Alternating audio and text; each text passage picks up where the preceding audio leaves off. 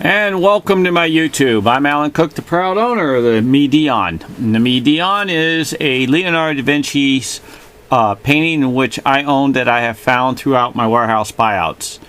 Out of that, you can see in the center of the green, that is an x-ray that's out of the Dion, which is the Mona Lisa that's off to the right.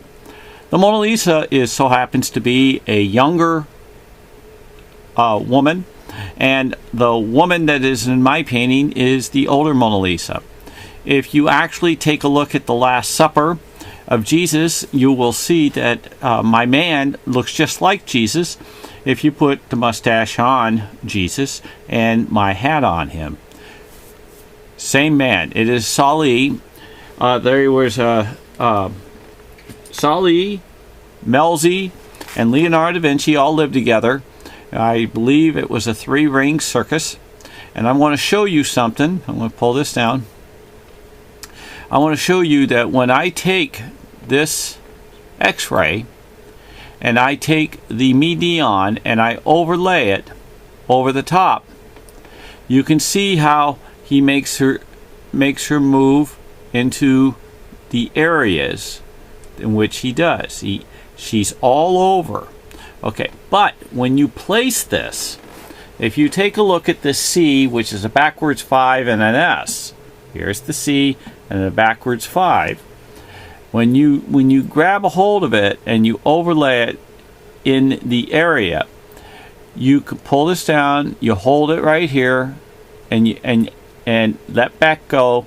You can see the same image of the C right there going up with the backwards 5. It goes across, comes down, and it goes over. So you take it, you overlay it, 100% fit. But you have to understand, he makes it move, so you're going to see it in the dark. You're going to see it in the light. He's going to continue and continue and continue and continue. That's where Leo does his tricks. Now, with that in mind, I want to show you that not only has this been in my painting, we're going to show you that the Dion and the Last Supper so happens to be my man and Jesus. Twins. And when you go my woman and Mary, older, mature woman, younger woman. I've also showed you in the x-rays of over 1,000 Utubes of mine, I've showed you where he was proposing to her. They're out in the forest and he's on a bench. Now, this is the x-ray that's out of the Dion. It is spelled S-A-L-A-I. The A, not only does it look like an A, but he also changes it to look like a U. But watch when I take this, and it gets really wild. You can see this guy. It's like a buffalo guy with a man on it underneath that matches this here, but it also matches this here. See what he does, and in between you can see these dots. Sometimes he gives you the points that all these is where it overlays. But when you see this area, this bigger area, and you see this face and then this face, these are faces.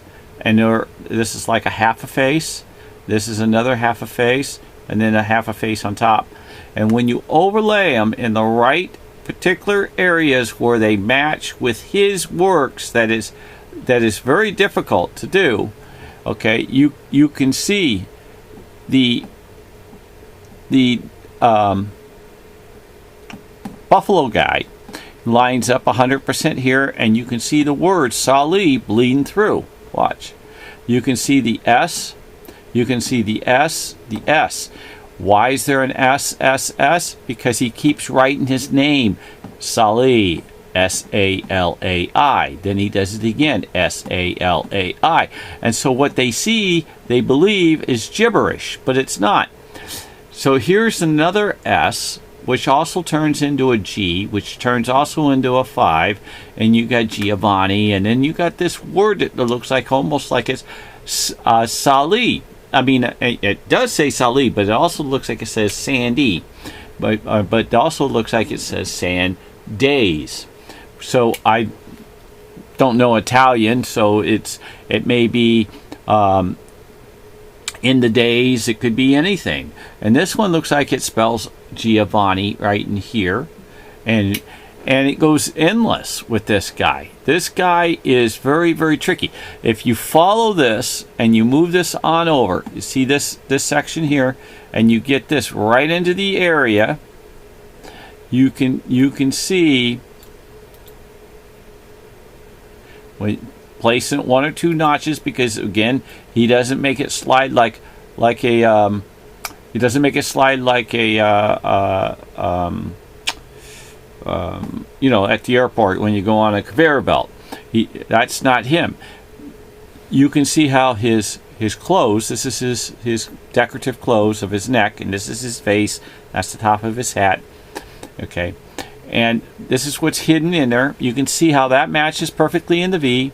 You can see the V coming down in here and going up. Watch, it's well hidden. You can see the V coming.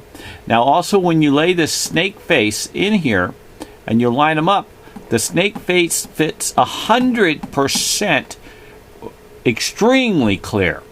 A lot of these that I'm showing you is vague, but they're there. I mean, you half a picture, full picture. You'll never find a portrait full picture not without going through about 40 overlays of each one and then pasting them over the top. But when you actually see the lettering coming, you know your area is correct, because you can grab the Mona and you can go through the layers of the X-rays that's in the Mona, and you'll see that this X-ray of the Mona is totally different than this image. Also, you can see that this image of the Mona is totally different than this X-ray. They pull different layers of different colors that come out different in them. The more colors you pull, the harder on the X-ray, gives you what is hidden deeper and deeper and deeper. It's kind of like oh boy,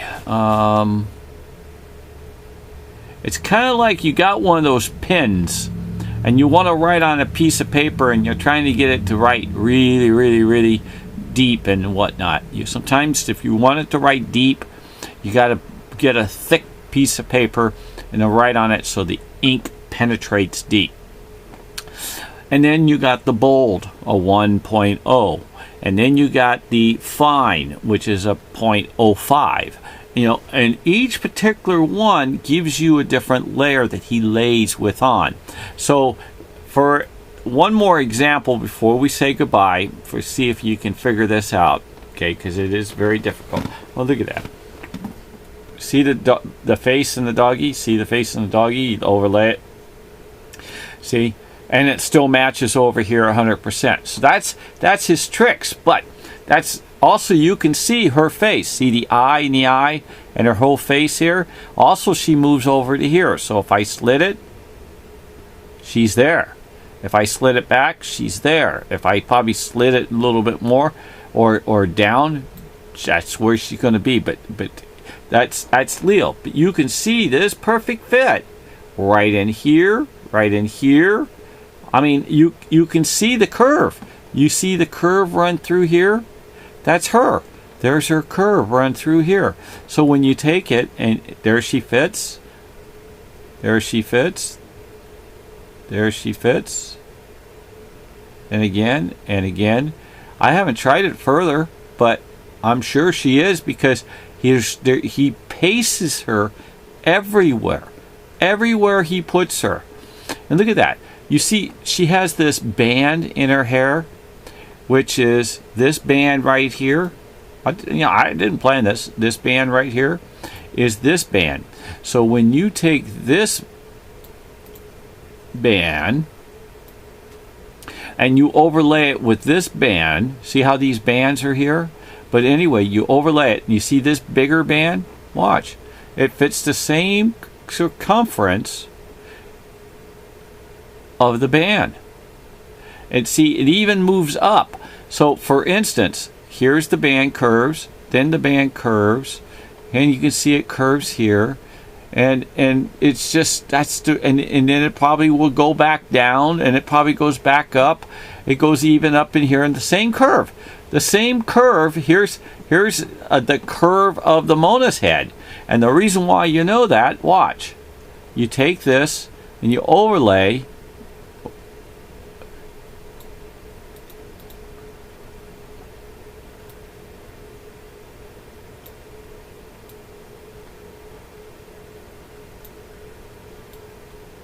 See? Same thing. It fits within the curve. See? That's Leo. Leo is an extremely tricky guy. So, you know, how would I have every single angle, every single cut, and every single writing, and every single piece of works that he's ever done be in my painting? I have well over 4,000 micro images that you cannot see with the human eye that's in my painting. And with that, one more time, I'm going to show you something in which I've discussed this before. We're going to discuss it one more time, and then yes, I will say goodbye. But this image right here is, I call the Rubik's Cube Man, and the Rubik's Cube Man is above my woman's head, approximately right here, okay, in the painting. It cannot be seen with the human eye. That's the truth. This has got multiple, over 80 colors in it, and out of it, that's a man's face right here and another face, and they have this arm running here hugging, and he has another arm holding right here, and it continues. These are all faces and portraits within, and I call it the Rubik's Cube Man. And I'm telling you, Leonardo da Vinci could be the only one that can do something microscopic that takes a surgical microscope, extremely difficult to only penetrate 20% of his works. And that's why I had to go about a different way to get to his works. And 7 years and over $500,000 invested that I put in my whole life. I'm 61 years old, and I've dedicated